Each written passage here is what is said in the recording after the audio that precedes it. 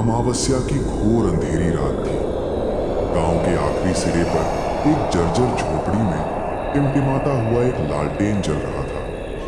घर के भीतर से रोने की आवाज और एक कर्कश आवाज में चीख सुनाई दे रही थी।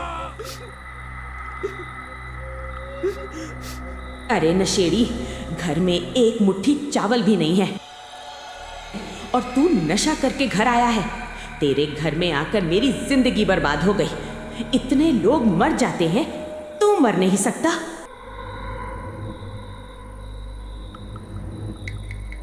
चुप रह बदतमीज, तेरी ये बकबक अब और सहन नहीं होती। तेरी बात सुनने से बेहतर है मर जाना।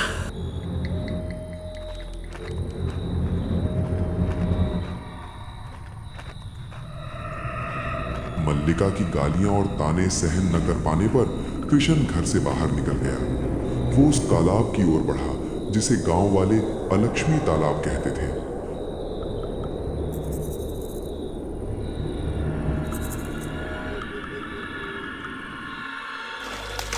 तालाब का किनारा काई और झाड़ियों से भरा था। एक विशाल प्राचीन बरगद का पेड़ अपनी शाखाएं फैलाकर मानो पूरे पानी को निगल रहा था। कृष्ण घाट पर बैठकर फूट फूट कर रोने लगा। अरे अभागे तालाब, तूने तो कितनों को डुबो कर मार डाला है, आज मुझे भी ले ले। ये जली हुई जिंदगी अब अच्छी नहीं लगती। नशे की हालत में उसे पता ही नहीं चला कि वो घाट के एक कोने में कब सो गया। आधी रात को अचानक एक बर्फ जैसी ठंडी हवा के झोंके से उसकी नींद टूट गई। चारों ओर सन्नाटा था, सिर्फ झींगुरों की आवाज और तालाब के पानी की छप छप सुनाई दे रही थी। तभी अचानक एक रूखी, रोंगटे खड़े कर देने वाली आवाज गूंज उठी। अरे कृष्ण, घर जा, अब तेरा दुख दूर हो जाएगा। कृष्ण चौंक उठा। डर के मारे आंखें मिचमिचाकर सामने देखा तो पानी के ऊपर धुंध की तरह एक बूढ़ी औरत की धुंधली आकृति दिखाई दी। उसके बाल काई की तरह उलझे हुए थे। ठीक से देखने से पहले ही वो साया गायब हो गया। बिना कुछ सोचे समझे कांपते हुए कृष्ण घर की ओर भाग पड़ा।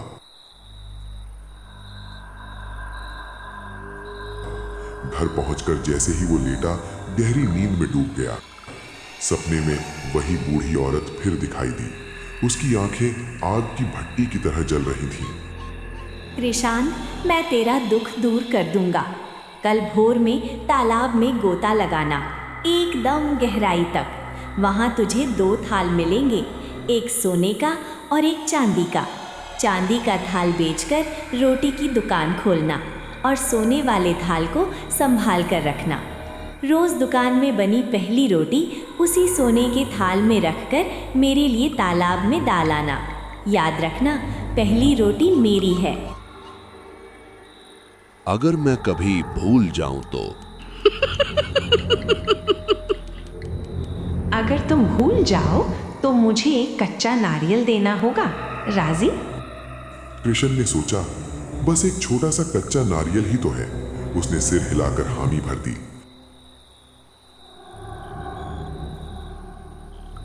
अगली सुबह कृष्ण डरते डरते तालाब में डुबकी लगाई।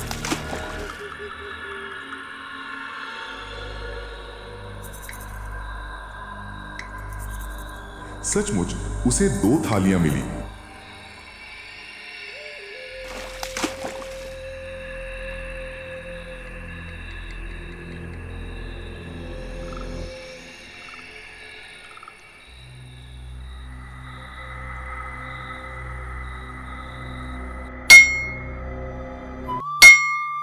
चांदी की थाली बेचकर उसने बाजार की सबसे अच्छी जगह पर रोटी की दुकान खोल ली।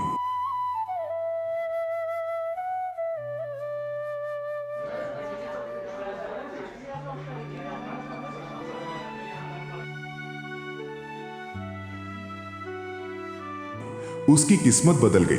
हाथ में नकद पैसा, अच्छा खाना और मल्लिका के चेहरे पर मुस्कान। अब कृष्ण शराब नहीं पीता। वो रोज नियम से सोने की थाली में गरम रोटी रखकर तालाब में डाल आता है। तब तालाब का पानी अजीब तरह से बुलबुलाने लगता है, जैसे कोई तृप्त होकर खा रहा हो।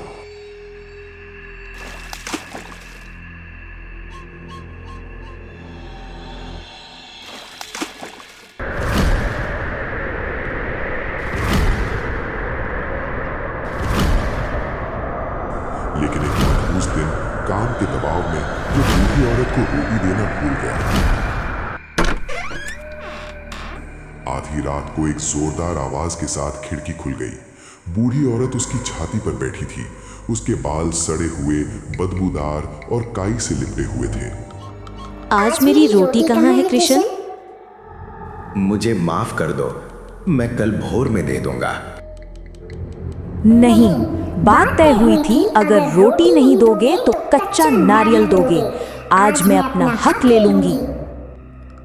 कृष्ण ने सोचा, घर में तो नारियल है ही नहीं। मुझे पेड़ का नारियल नहीं चाहिए, मुझे तेरी गोद का कच्चा नारियल चाहिए।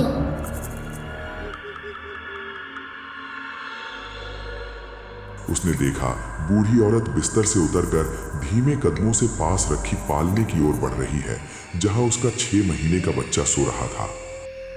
नहीं, नहीं। बूढ़ी औरत ने बच्चे की ओर हाथ बढ़ाया। उसके नाखून बढ़ते चले गए। उसने बड़े प्यार से बच्चे का सिर थामा, जैसे वो कोई कच्चा नारियल हो, और फिर एक जोरदार झटके में उसे नोच लिया। सुबह मल्लिका की चीख से कृष्ण की होश आई। पालने में बेटे का सिर कटा शरीर देखकर वो पागलों की तरह अलक्ष्मी तालाब की ओर दौड़ा। तालाब के बीचों बीच एक लालिमा तैर रही थी। घाट पर एक सोने की थाली पड़ी थी, जिसके ठीक बीच में उसके बेटे का कटा हुआ सिर रखा था, मानो बूढ़ी औरत का नाश्ता हो। हवा में वही पैशाचिक आवाज गूंज उठी। ये कच्चा नारियल बहुत मीठा था रे कृष्ण।